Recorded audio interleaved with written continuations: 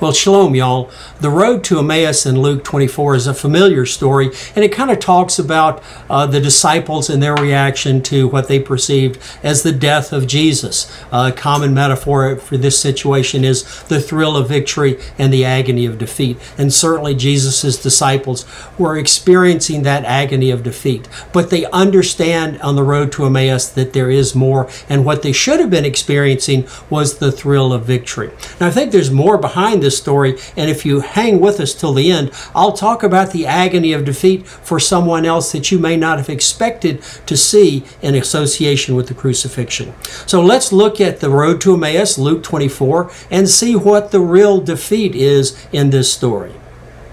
All right, looks like you can still hear me. All right, I wanted to start today. We're talking about Luke 24, 13 through 30 something. The Bible lesson actually is a little bit shorter, but I think there's more to the story, and I kind of want to cover the whole story. Because this is one of those stories, when I started, I thought, well, it's just the story of the road to Emmaus. Everybody knows the road to Emmaus. There's not really a lot of meaning there.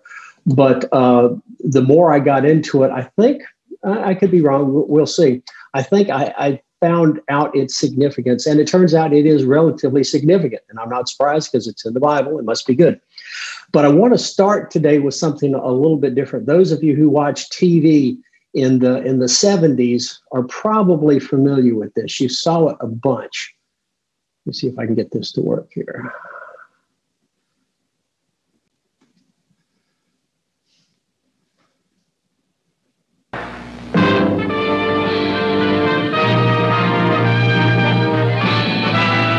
Spanning the globe to bring you the constant variety of sport, the thrill of victory, and the agony of defeat.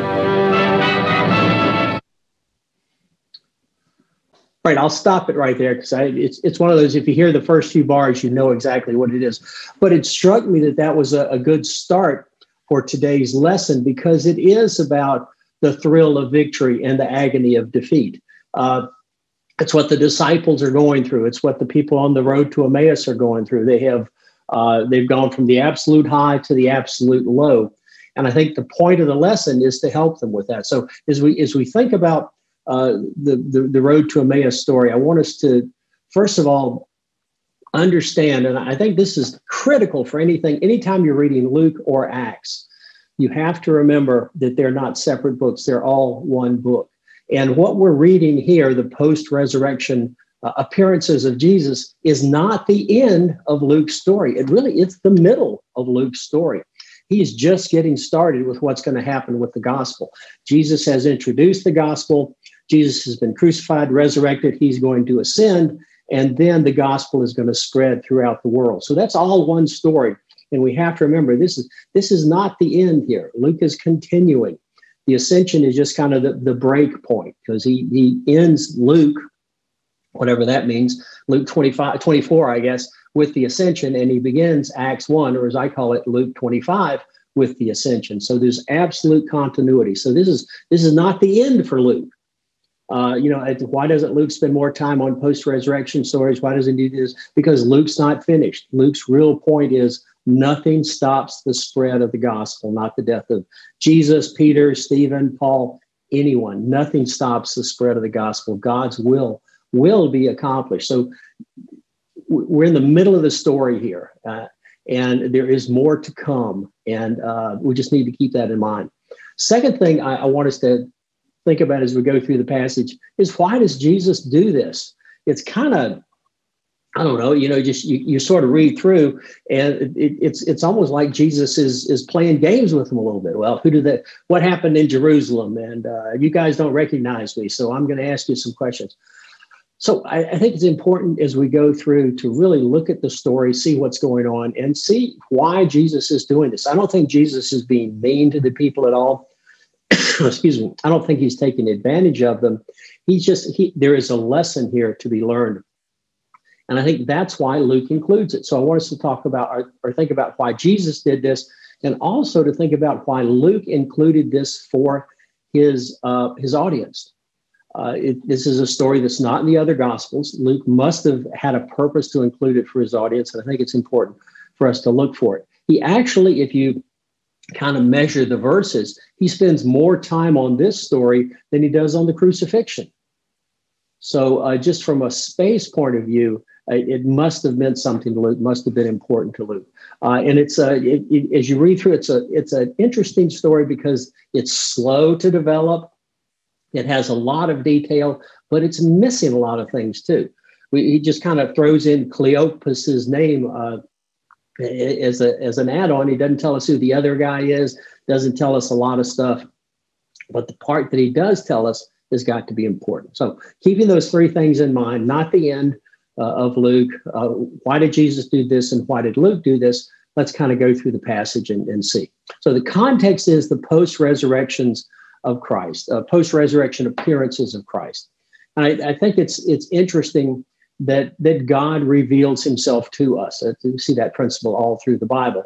And God reveals himself to us in ways that we can understand.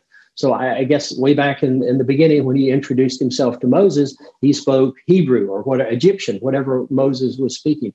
But God speaks to us in ways that we can understand.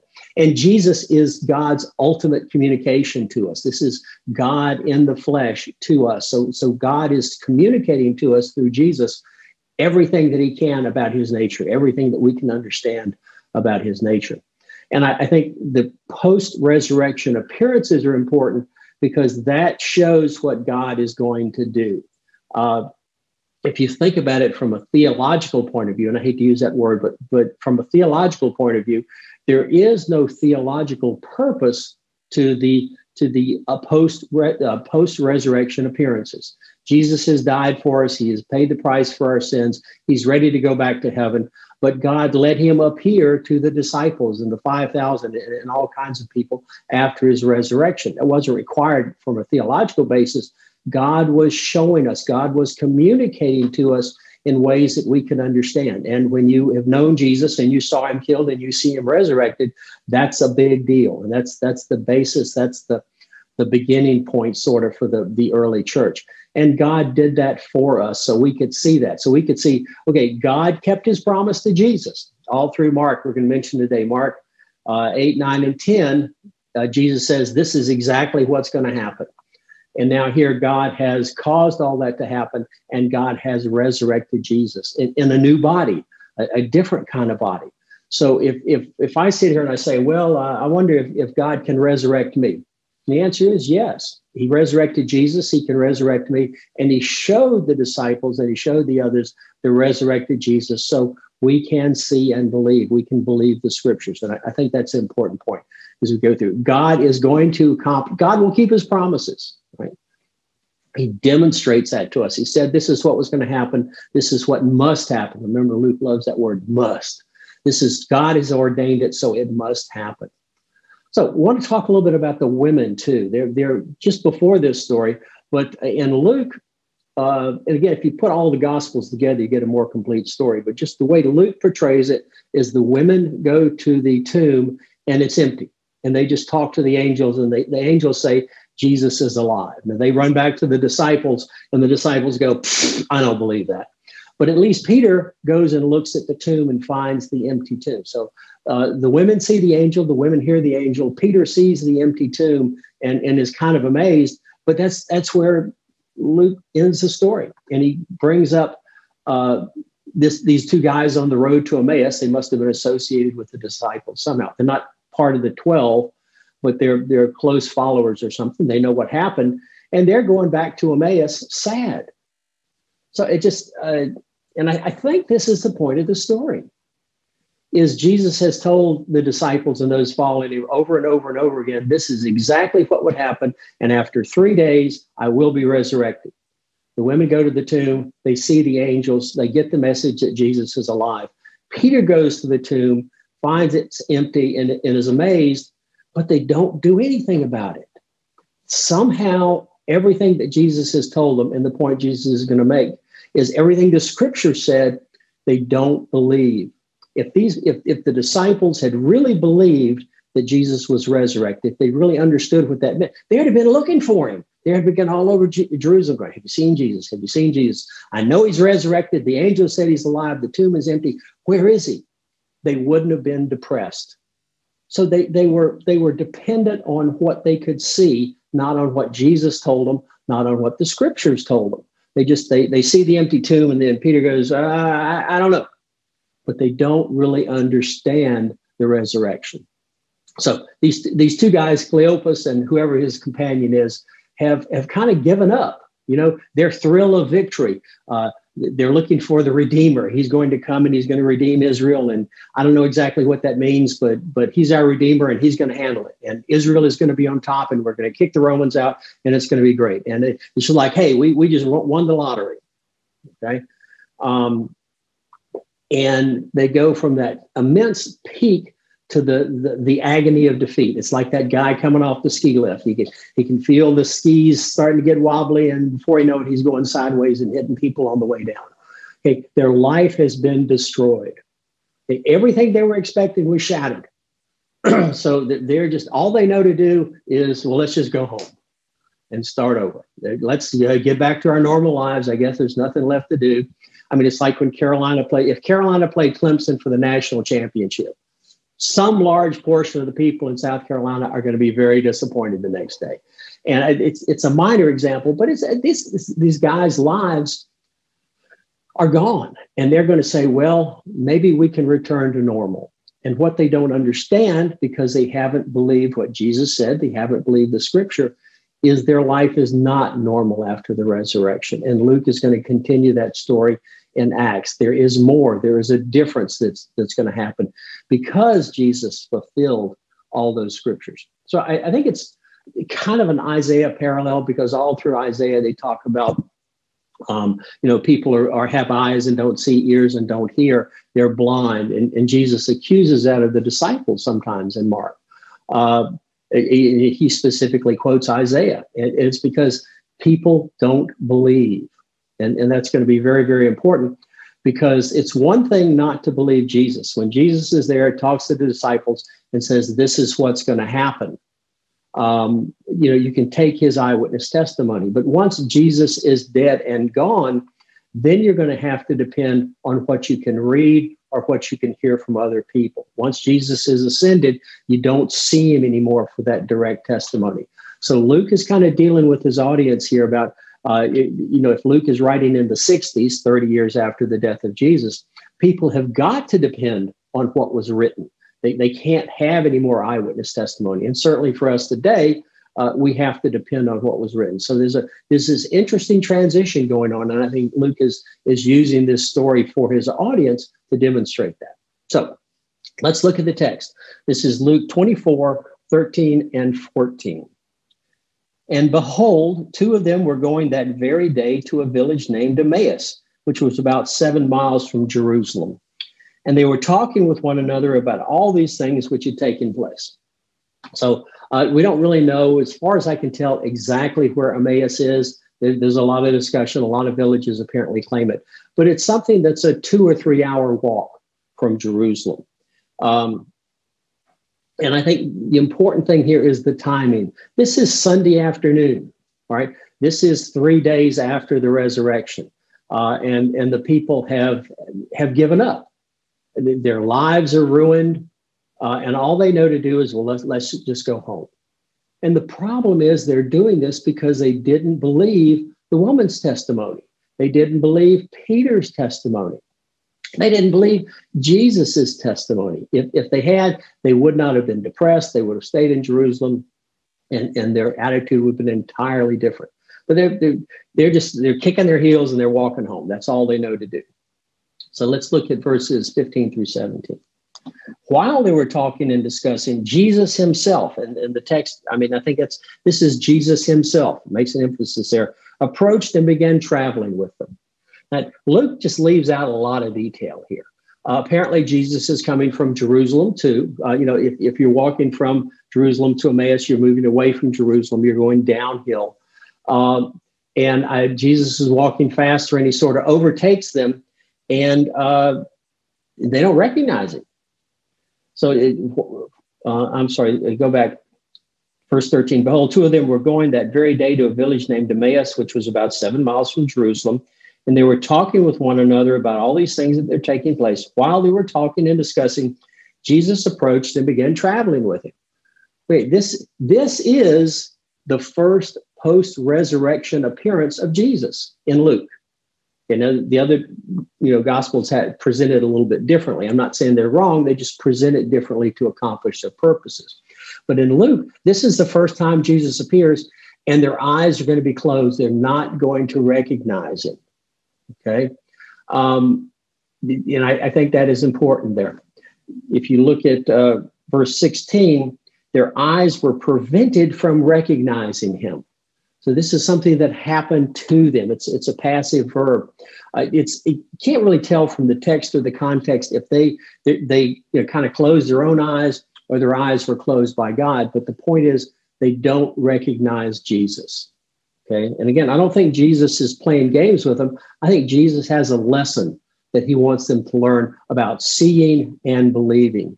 And if Jesus had walked up and they had seen Jesus, I think their reaction would have been entirely different, and they would have still been dependent on that seeing as opposed to the lesson that Jesus is going to be teaching them. So I think that's why Jesus is doing this. It's not to play games with the disciples, not to play games with us. It's to teach them a lesson. And Jesus is always trying to teach people a lesson when he's going through his ministry. All right, so their eyes were prevented from recognizing him. Verse 17. And he said to them, "What are these words that you are exchanging with one another as you are walking?" And they stood still, looking sad. I think Jesus knew what they were talking about, but this is one of those typical Jesus questions that he asked in Mark and the disciples. He says, "Who do the people say I am?"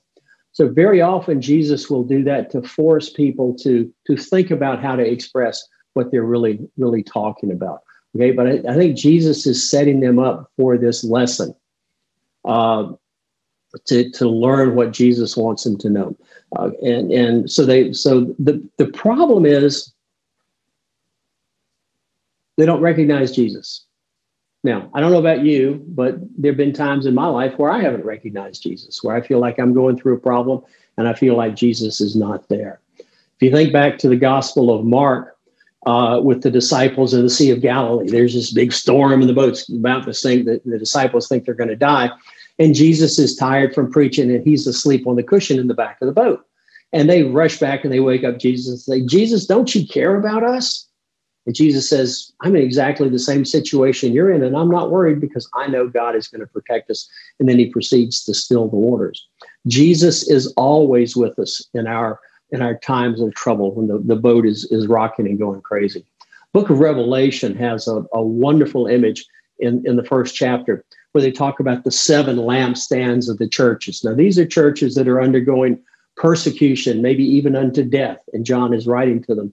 But in the middle of those lampstands is Jesus Christ in the beginning of Revelation. So even though the churches are being persecuted, even though they may not be able to see or discern Jesus, Jesus is there with them in the middle of their, their persecution, their trial, their trouble. So the challenge is, it's not a Jesus problem. Jesus is there. The challenge is that we have a seeing problem. If we don't see Jesus, we tend not to believe Jesus. So it's, seeing is believing. That's one of those kind of comments that everybody knows and everybody believes. But a lot of times, and what Jesus is trying to get the disciples to learn and what Luke is trying to get us to learn, is there is believing without seeing. And I think that's the point Jesus is trying to get these disciples to make. Their eyes are blinded. They can't use their eyes anymore. So Jesus is going to say, you don't really know them. Okay. You don't really need them. There is a way to believe without seeing. Okay. So if we worry, it's because we don't understand or we don't believe in God's provision. Okay. Jesus was not worried about being resurrected because he knew that God would fulfill his promise. If Peter and the women and the disciples had really believed what Jesus said, 3 days I'm going to be resurrected, they would not have been worried either.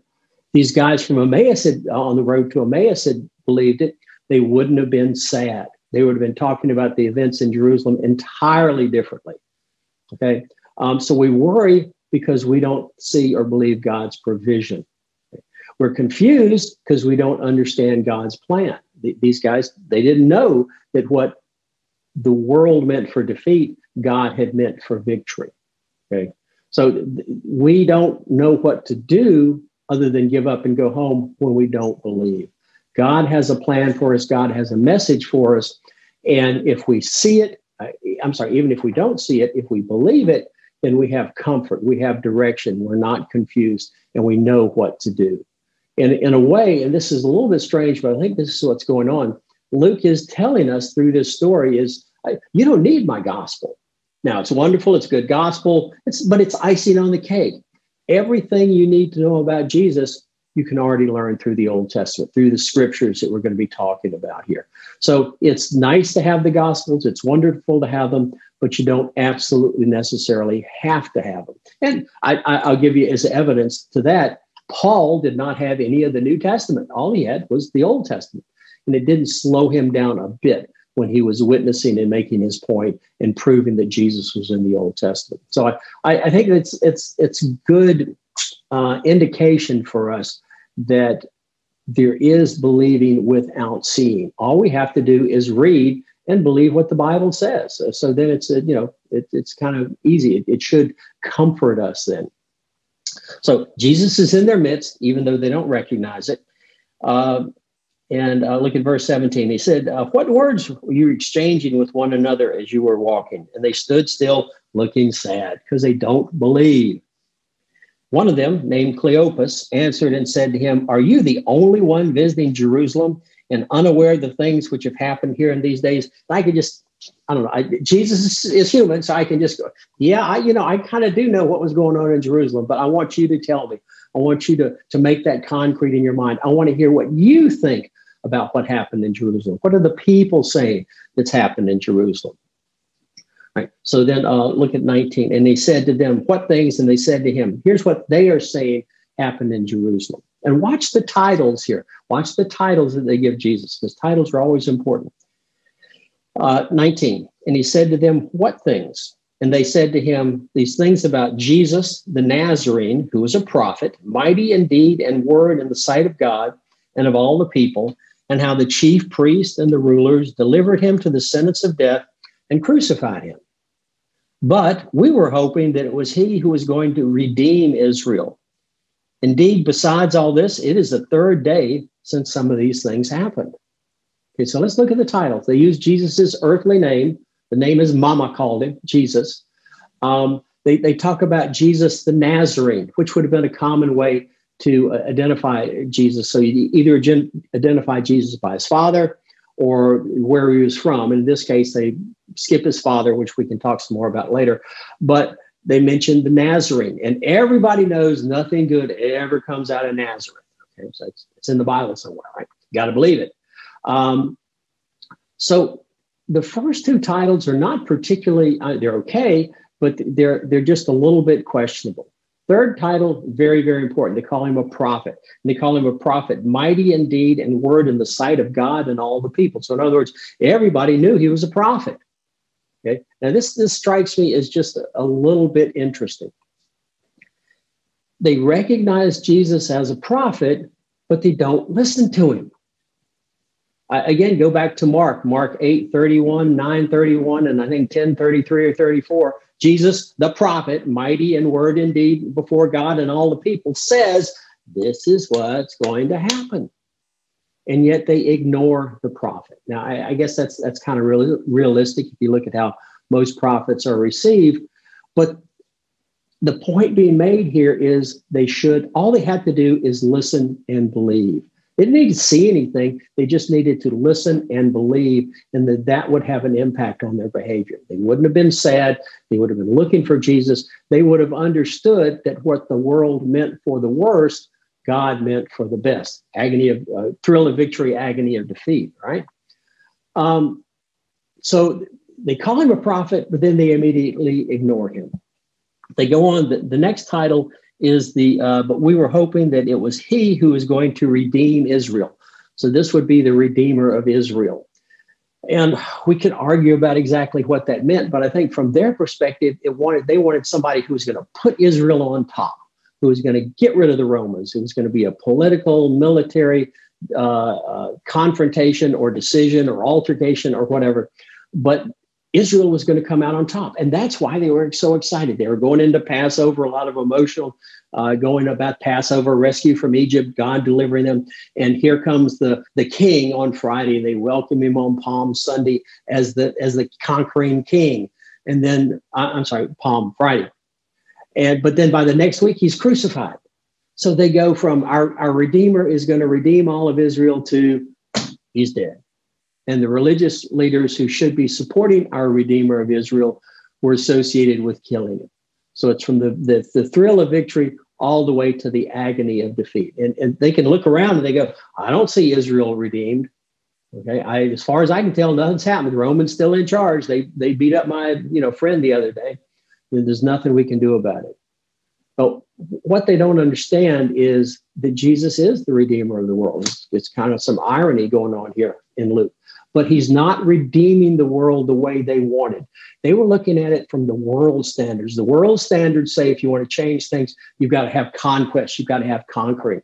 God is saying if you want to overturn the entire world, you have to have a crucifixion. So Jesus is redeeming the world, but he's not redeeming the world through conquest. He's redeeming the world through crucifixion. And he has accomplished exactly what God wanted him to accomplish. So what the world saw is the agony of defeat. Jesus, if you understand what he's saying, the prophet is saying, is really the thrill of victory. This is Jesus's victory. This is Jesus's glory. Okay? And that's what the people don't understand because they're still using the world's standards. They were looking for a military redeemer or conqueror, and that's not what Jesus is going to do. Jesus is conquering by dying, by that sacrifice. The Philippians 2, I think 5 through 11 or something talks about all the sacrifices that Jesus makes to become a human, to die on the cross. And then God raises him up and glorifies him where every knee will bow and everybody will acknowledge that Jesus is the ruler of the world. So there's this glorification there that Jesus is going to receive because he did exactly what God wanted him to do. Okay, so they're totally missing it. Third little detail, and this might not have made a lot of difference to Luke's Gentile readers, but to anyone associated with the Hebrews or what they believe, this 3 days thing is important because they believe that the soul kind of hung around the body for about 3 days. And then if you waited longer than 3 days, that was sure proof that the soul had left. Now, just from a purely medical point of view, this is probably good advice in a time where you can't really tell if someone is dead or not, if they're just deeply unconscious. And every once in a while, somebody will come back to life. So I can see from a practical view, why they might believe this is you want to make sure that people are really dead, certainly before you bury them. And we see this in the story of Lazarus, where Jesus waits 3 days before he goes to Lazarus. So there is no doubt that Lazarus is dead and the soul has left the body. There's also some evidence, and this is real kind of a corner case thing, but the Jews thought that somehow the soul took 3 days to get the Sheol, the resting place. So, but the point is, if you're dead 3 days, you're dead. Okay, and so they said, we waited 3 days, and it's all over. Again, I just you got to wonder how hard-headed these people are, because Jesus said, "Count them 1, 2, 3 days, and I will be resurrected." And even if they didn't totally understand that, then they should have understood the message that the angel said. Jesus is alive. He's not here. And they should have understood what Peter saw about the empty tomb. So Jesus is trying to make the point. Luke is trying to make the point is we have everything we need to know. The problem is not that we need to know more. The challenge is that we need to do something about what we do know. And I think that's what all is going on here, is these people need to do something about what they should know, and Luke's readers should do something based on what they've heard. So, all right, now let's go back to verse 22. But also some women among us amazed us when they were at the tomb early in the morning and did not find the body. They came saying that they'd also seen a vision of angels who said that he was alive. Some of those who were with us went to the tomb and found it just exactly as the woman also had said, but him they did not see.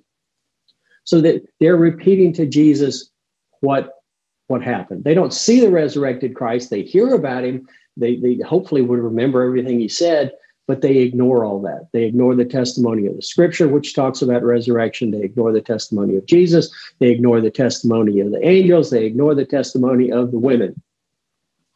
Hard-headed. But I think that's us today. I mean, if you think about, we don't just have the Old Testament. We have all the New Testament and all it says. And you know, hopefully we believe it. There used to be, when I started seminary, I learned this little ditty. The Bible says it, I believe it, that settles it.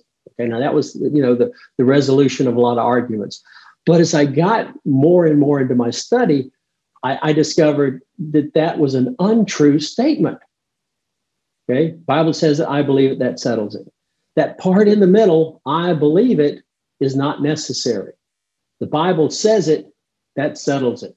Okay? Whether I believe it or not, and that's where the disciples are here now. It was in the Bible, it was settled, they just didn't believe. And what they need to do is believe what's in the Bible. The Bible's true whether they believe it or not. Jesus is resurrected whether they believe it or not. Okay, but it's up to us to believe it. Our belief, the settling is not based on our belief, is the point. So just poor old Jesus, he's been crucified. He told them over and over again, 2 + 2 is 4. Okay, and the phrase he uses here, it kind of follows that. It says, verse 25, and he said to them, "Oh, foolish men." Now, the Greek here is going to have a lot of different definitions. It could be, literally, it means without a mind. You know, but it's the connotation generally is you ought to understand just the basic facts. And literally it is 2 + 2 is 4. Okay, Jesus is saying, don't you understand how to count? Don't you understand anything? And he must feel like he's talking to 4-year-olds. You know, it just because he said it over and over and over again, and they don't believe what they had. So he said in verse 25, said to them, "Oh, foolish men and slow of heart to believe in all that the prophets have spoken." Remember, Jesus is a prophet. They believed him. But this is Isaiah. This is all the prophets. And he's just saying, oh, man. He wants them to believe without seeing. Okay? Because the message is absolutely consistent. They don't need to see to believe. And that's what Jesus wants them to believe. Okay, remember back to Isaiah. Okay. Was it not necessary for the Christ? Now notice what title Jesus gives himself. He calls himself the Christ, the Messiah, the one who is going to redeem Israel. Was it not necessary for the Christ to suffer these things and enter into his glory? And the phrase there that Luke uses, is it not necessary? That's like, this must happen. And he uses it when he's talking about the sovereign will of God. So Jesus is saying, God said this was going to happen. You believe in God, don't you? If God says it, it's going to happen. So these things had to happen. They were terrible things, but they had to happen. And after the bad, there was the good. There was the resurrection. There was the ascension, which is going to be even better than the resurrection. Okay? So God determined that all these things were going to happen. Shouldn't have been surprised. It's not like Jesus was God's plan B.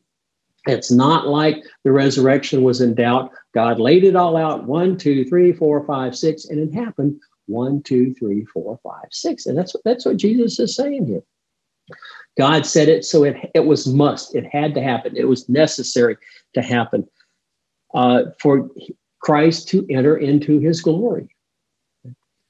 So God had determined, and Jesus had agreed, again, Philippians 2, 5 through 11, that Jesus would submit himself to God's will. And Philippians 2, 5 through 11 uses an interesting word. It says Jesus emptied himself. Now, we don't know exactly what that means, but he gave up something. He was God, and he gave up something to become human. And what God is saying here is whatever Jesus emptied himself of, he is refilled. Okay? And again, I don't understand how any of that works, but God is accepting Jesus back into heaven. And I think that's the whole point of the ascension, is we get to see Jesus go up. But it is God's approval. God is saying to Jesus, welcome home, my son. I am bringing you up and I'm sitting you at my right hand, and you will, whatever you lost before in becoming human, I am restoring and redeeming. So God is saying, I am pleased with everything you do. I approve of everything you do. It happened just as I want, and I have accomplished my purpose. So that's why Jesus is being glorified. He was submissive to God. He believed God. He did everything God wanted him to do, and he is being glorified. Okay? So it's not, what the world meant for defeat, the crucifixion, the most terrible way to die in the ancient world, God used for victory. So it's the world saw defeat, but God saw victory. And that's what the disciples have to believe. Look at verse 27. Then beginning with Moses and all the prophets, he explained to them the things concerning himself in all the scriptures. Excuse me. So probably the most important point is the end point. It's in all the scriptures. But he starts with Moses and he goes through all the prophets. So it's not like just Moses talks about Jesus. Jesus is saying all of the scriptures talk about me. And I think this is important because sometimes we have a tendency to reduce the importance of the Old Testament. We shouldn't do that because Jesus himself is saying the Old Testament talked about me. And he's saying you don't have to believe what you see. You need to believe what you read. John in his gospel puts it a different way. I think it's John 20:29, when Thomas, finally sticks his fingers in the nail holes of Jesus and says, "Now I believe." And Jesus says, "You're blessed," paraphrasing here, "because you see, but those coming will believe even when they don't see, and they will be blessed even more." So that's the point here, is you believe what you see. That's wonderful. Don't believe what you see. That's not good. But believe what you read, believe what other people have experienced. And that's the important thing. If you believe without seeing Jesus physically face to face, you're going to be blessed also. And clearly that's a message for Luke's audience. And clearly it's a message for us today. Just because this is going out on the internet, I want to include this. But I mean, if you don't know who Jesus is, it's time to learn who Jesus is, because he is the one that will be your Savior. If you repent and accept him as your Lord and Savior, he will deal with your sin problem with God, and he will redeem you just like he redeemed Israel. So there's some important stuff going on here. You may not have seen Jesus in person. You may not have even seen a Christian. I don't know.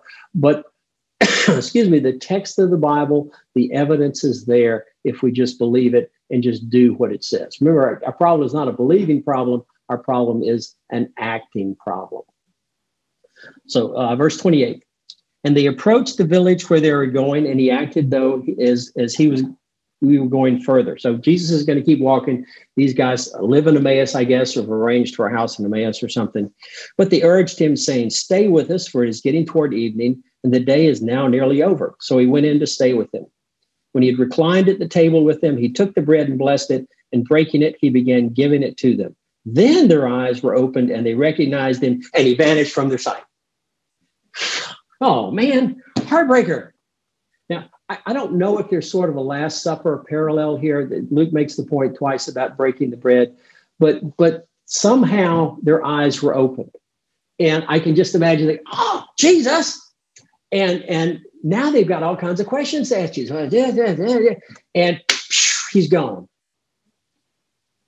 Because the point is, they don't need to ask him. They need to believe what he's already told them. Now, I've got lots of questions for God. I'm kind of like those disciples around the table. When I get up to heaven, I got a list that I'm going to ask. I want to ask God, but I know that when I get up there, I'm going to look at God. I'm going to look at my list. I'm going to look back at God, and I'm going to go, never mind. Because I will know and I will believe. And that's the point here, okay? They don't need to ask him. They just need to believe and act on what they already know. Now, in modern terms, this is read the manual, stupid. Okay, I don't know if you all have ever tried to put together a computer or something complicated. It's a whole lot easier if you read the manual. And I think that's what Jesus is saying. I know you got questions, but read the manual. Everything you need to know is in the manual. So these guys are all excited now. They got up Let's go back. Then their eyes were opened. They recognized him, and he vanished from their sight. They said to one another, were not our hearts burning with us while he was speaking to us on the road, while he was explaining the scriptures to us? And they got up that very hour and returned to Jerusalem. Remember, this is late in the afternoon. They run back to Jerusalem, maybe in the dark, and it's uphill to Jerusalem. So it's probably 7 miles. Take 2 to 4 hours to walk or run or something like that.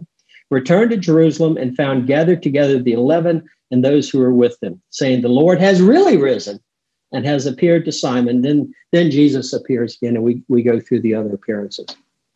Okay. They really only started believing when they saw Jesus again. So these guys have some more growth to do. And I think we remember, not the end of Luke, we see that growth happening in Acts. And it's involved with the Holy Spirit and the Holy Spirit coming in them and empowering them. And that's the big change, I think, between Luke and Acts, is in Acts they have the Holy Spirit. So what? What's the point here? First point is Jesus is with us even when we think he's not. We may not feel him, we may not see him, we may not recognize him, but we can know he is with us because it says so here. He will be with us, and God keeps his promises. All of the scriptures talk about Jesus, right? So we can't ignore the Old Testament. We can't say the New Testament replaces the Old Testament. We should spend as much time really in the Old Testament looking for Jesus and finding him there as we do in the New Testament, because he really is all over the Old Testament. Because God is over the Old Testament, and that's who Jesus is. Third point is we don't need to know more. We just need to act on what we know. Right? If we're not saved, we need to act on the fact that Jesus is our Savior and repent and accept him as our Savior. If we have already done that, we need to not worry about what to do because God has a plan for us. We need to trust that he will provide for us in our agony of defeat or whatever. That what he meant for the agony of defeat, what the world meant for the agony of defeat, God meant for the thrill of victory. Okay. Now, there is one loser in this story. And I want to try to see if I can go back and do this. See if y'all pick up the loser here.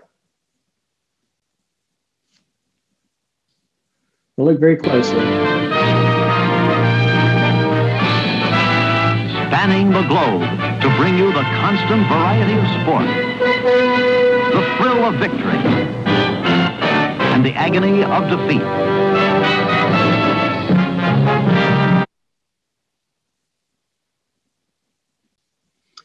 Did y'all see the loser?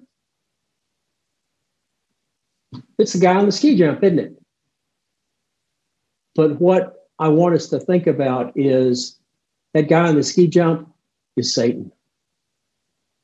Satan is the one who lost in the crucifixion and resurrection and ascension of Jesus. It's not from the world's perspective, we lost. From God's perspective, we won. Jesus's crucifixion is the ultimate victory over Satan, and that has already happened.